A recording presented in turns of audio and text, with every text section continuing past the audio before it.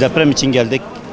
Deprem bölgesindeki et dağıtımına, kesimlerin yerine görmek ve dağıtıma katkı sunmak için geldik buraya.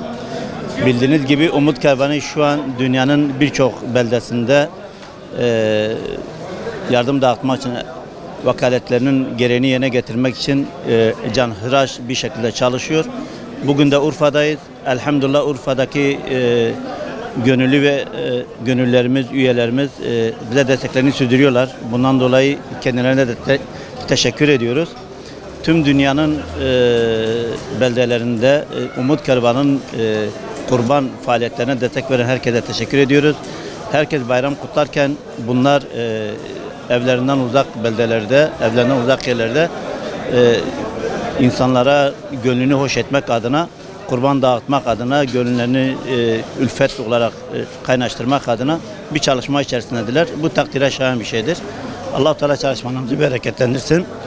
Bugün Urfa'ya geldik. Urfa'da gördüğünüz gibi kurban kesimi yapıldı. Kurban kesiminden sonra inşallah dağıtım da yapılacak. Öğleden sonra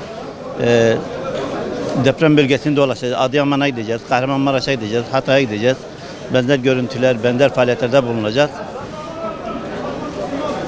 Ayrıca şöyle bir durumu izah etmekte fayda var. Bu yıl deprem bölgesinde kurban bağışı sayısal olarak çok az. Kurban bağışlarımızı, kabulümüz hala devam etmektedir. Bu konuda destek vermek isteyen, vekaletlerini bizimle dağıtmak isteyen hayırseverlere, kurban sahiplerini tekrardan bir çağrıda bulunmak istiyoruz. Bayramın 3. gününe kadar, 4. gününe kadar da yani kurban bağışlamamız devam edecektir. Bu konuda da desteklerini bekliyoruz.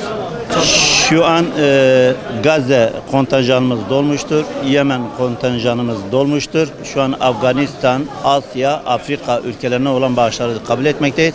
Aynı zamanda Türkiye'ye olan bağışları da kabul etmekteyiz. Elhamdülillah orada da yönetim kurulumuzun başkan yardımcıları ve her biri bir ülkede, her biri şu an kimisi Afganistan'da, kimisi Çad'da, kimisi Yemen'de, her bir bölgede bir çalışma yürütüyorlar. İnşallah Teala oradaki kardeşlerimizin de az da olsa acılarını paylaşmak, umutlarını yeşertmek, ihtiyaç duydukları et ihtiyaçlarını kısmen de olsa karşılamak adına bir çalışma içerisindeyiz. Önemli olan bu büyük ibadeti, kutlu ibadeti, kurban ibadetini dünyanın her yerinde dağıtabilmek, yerine getirebilmek.